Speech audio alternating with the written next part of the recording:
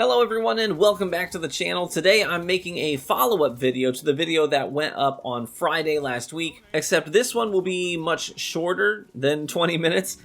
But I had a really interesting conversation with a PvP game dev who reached out to me after that video went live, and I can't tell you who they are or what studio they work for, but I can tell you that they laid out some fascinating information for me. One of my biggest complaints with the way that Bungie has handled matchmaking changes over the years is the lack of clear communication on things like data that supports their decisions, actual details about how player skill is measured, and just how closely exactly the game is trying to matchmake to your individual skill. I got a lot of that cloudiness and uncertainty actually cleared up for me with this conversation, and I have to try to walk that fine line between being as candid with you as I can be regarding what I learned, but also honoring my source and not giving away too much that it jeopardizes their trust. But today, I'm going to unpack as much as I can about what I learned, and I think that you'll find it just as fascinating as I did. Now, it is absolutely no secret that I have been strictly in camp I don't like skill-based matchmaking for a long time. But I have also, for years, reiterated my position that outliers should never match one another. There's no world where a player who is terrible at the game, like a 1 out of 10 on the skill scale, should ever match against someone who's a 9 or a 10. That just should not happen. I've always thought that there needs to be built-in protection for extremes so they don't cross paths unless they are grouped up and queuing together as a team. So while I don't care for skill-based matchmaking, I do also sympathize with people on the other extreme and want to enjoy the game and have the desire to play and improve. Now, I lay that out up front because I think that my position there helps to qualify what I'm about to say and give it a little more oomph. Since speaking with this developer, I've not become an outright supporter of skill-based matchmaking, but I've definitely softened my position on it a bit. I'm now a bit more knowledgeable, which makes me appreciate certain things about skill-based matchmaking more than I used to. And the thing that's wild about that to me is that I feel like if the industry was just more transparent about what they're doing and why and how, well, people would be much more understanding as a whole. Because as it stands, we are really just left to speculate about things and make our own judgments based on pure speculation. So it's no wonder that the topic is so polarizing. We're all operating with very limited information. But that being said, let's get into what I learned and why it mattered. First things first, I have mentioned time and again that Bungie has yet to publish any kind of data that shows that skill-based matchmaking is good for the game. They just haven't done it. And while I didn't get clear confirmation of that, what I did get was confirmation that in the industry, developers do see clear and irrefutable data that suggests that casual players engage with PvP more when some form of skill-based matchmaking exists. Now, they didn't give me any information regarding what it does on the higher end for more dedicated players, so I can't speak to that outside of my own experiences that it creates frustration at times.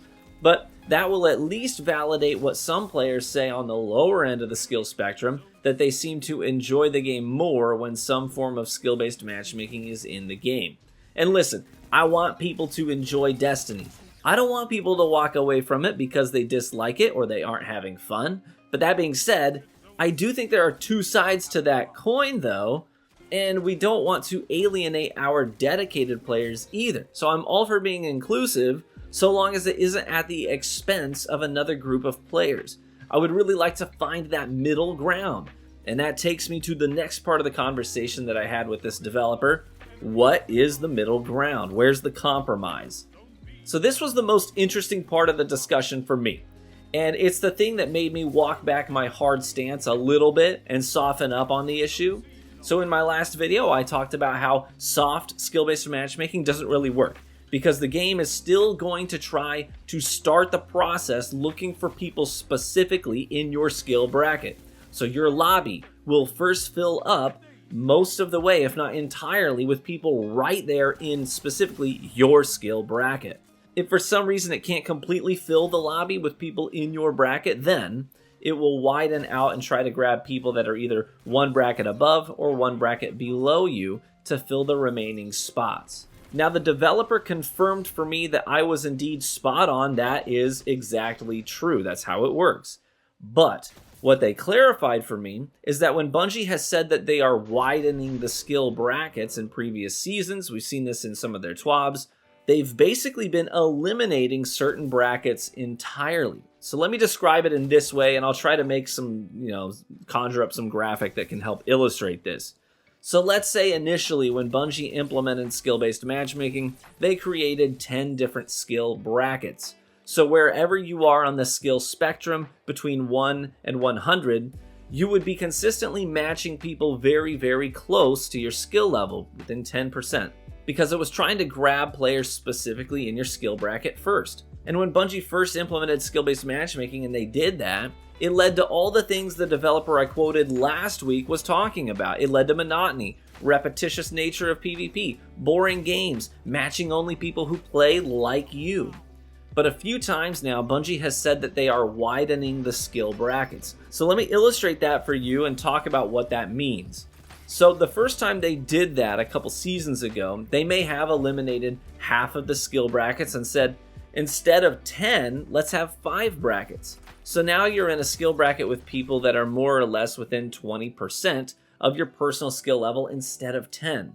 So the people it's trying to grab first now cover a wider range of skill levels. And at the beginning of this season, Bungie widened those brackets yet again.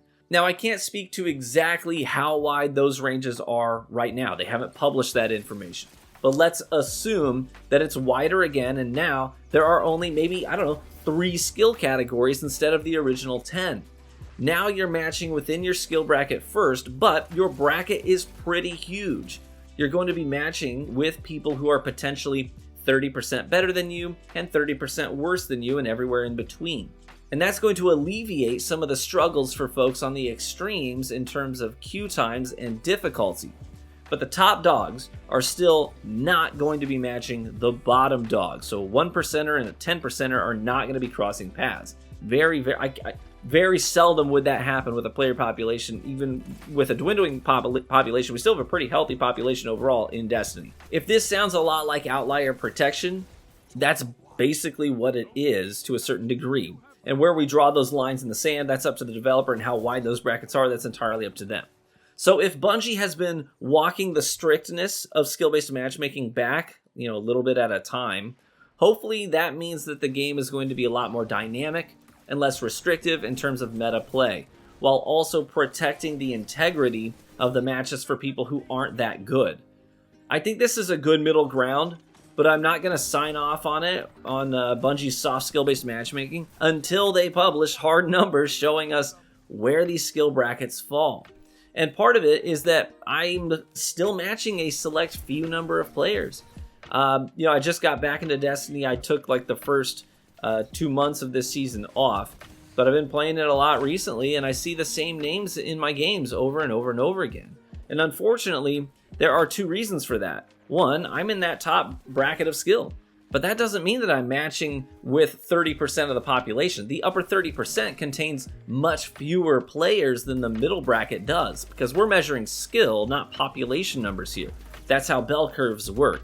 So my player pool is smaller, and one of the biggest reasons that it is smaller is because Bungie so spectacularly dropped the ball on PvP content development for now going on half of Destiny 2's total lifespan. That's why my bracket feels so empty, because Bungie hasn't given people reason to stay. So to boil all of this down, I can get down with soft skill-based matchmaking if it means more players are playing and the skill brackets are wide enough to keep the game fun and dynamic, not rigid and chore-like. But in order for me to give it my blessing personally, I'm going to need to see Bungie lay it all out for us and stop being so secretive about it. I know they're probably nervous that people will get mad, but people are already mad anyways. I would prefer that we have a community that's divided and informed rather than divided and ignorant. The second thing that needs to happen is that Bungie needs to start hitting home runs in the actual PvP content department. If they do in fact deliver on their promises and get PvP moving again instead of just treading water for years, then the population numbers will increase and matchmaking will be able to do its job so much better with more players to pull from. So there you have it. That's the be-all, end-all. Hopefully you learned something new like I did from that discussion. So let me know in the comments section if this changes anything for you personally or if it raises more questions for you too. Thanks as always for watching the video and supporting the channel. Be warm and well fed, my friends, and I hope to catch you in the Crucible.